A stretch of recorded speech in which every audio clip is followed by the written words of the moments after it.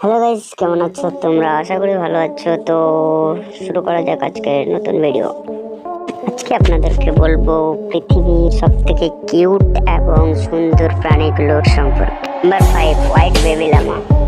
এই প্রাণীটি দেখতে খুবই সুন্দর এবং কিউট হয়। আগের মানুষ এই প্রাণীটিকে দিয়ে জিনিসপত্র নিয়ে যাওয়ার জন্য ব্যবহার করা হতো। এই প্রাণীটি খুবই সহজে মানুষের সঙ্গে মিশে যায়।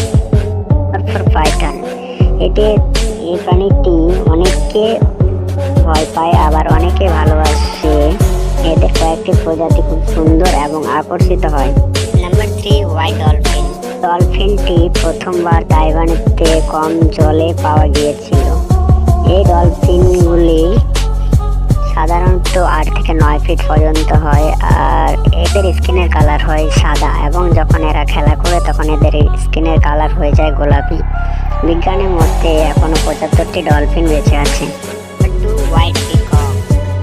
সাদা ময়ূর পৃথিবীতে খুবই কম দেখা যায়, খুবই রেয়ার বলে মনে করা হয়, আর এদের দেখতে পাওয়া মানুষের জন্য খুবই ভাগ্যবান বলে মনে করা হয়। আর এদেরকে ভারতেই পাওয়া যায়।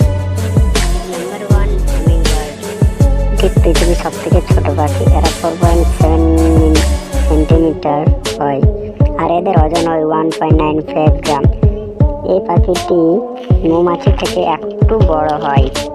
হামিংবার্ড সেকেন্ডে 80 বার পর্যন্ত ডানা ঝাপটাতে পারে।